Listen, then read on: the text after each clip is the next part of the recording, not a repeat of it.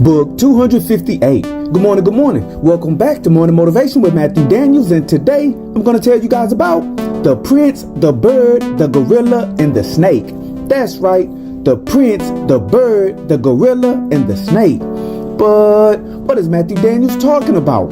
A long time ago, a powerful king who reigned over a large kingdom was growing old in age, and he could sense the end of his life growing near.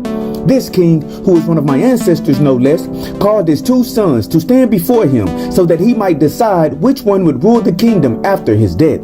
He told his two sons that a king must be strong, intelligent, moral, and just.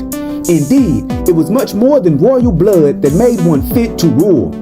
Since the beginning of their kingdom, all potential heirs to the throne were faced with a challenge to determine their worthiness to become king.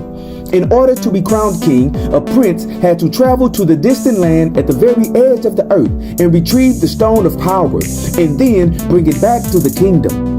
Only then was he deemed qualified to rule. Both princes set out on their journey together, but they knew that only one of them could become king. So, although they started out together, it was more of a race than a joint journey. As they traveled, they came upon a beautiful bird resting in a tree. "Hello, humans," the bird called out. "I am so happy to see you.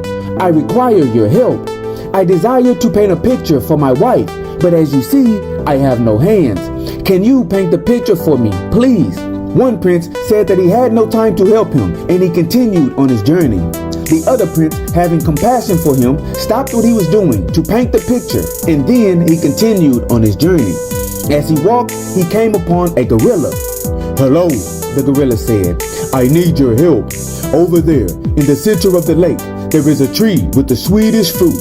The other prince would not help me, but could you swim out there and gather some fruit for me, please?" The prince, having compassion for him, stopped what he was doing to swim out to the center of the lake, and he filled a sack up with the precious fruit. After that, he continued on his journey.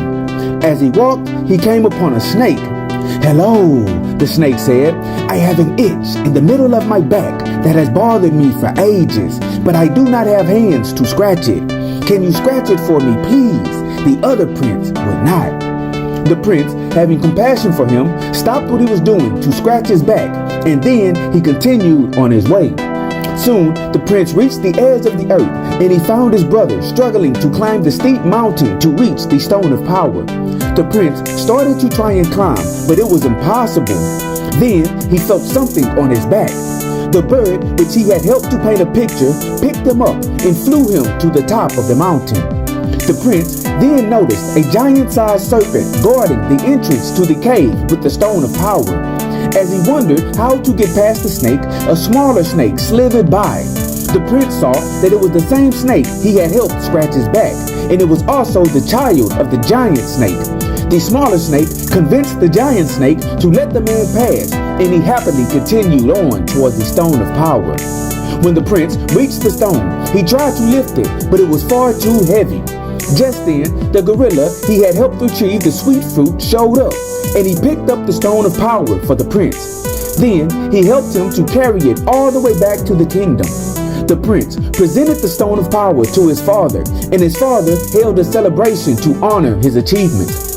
The king then told the prince that the bird, gorilla, and snake were all immortal beings who were stationed there to test the potential kings. Indeed, in order to be strong enough to rule, one must be willing to sacrifice for others.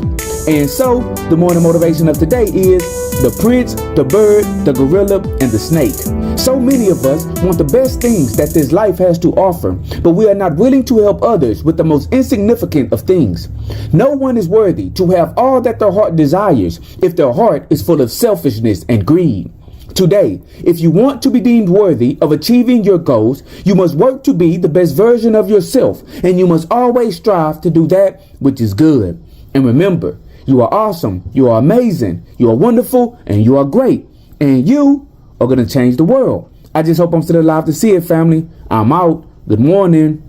To order books in the Morning Motivation with Matthew Daniels book series, search Morning Motivation with Matthew Daniels on Amazon.com or visit www.dandyandbigherm.com.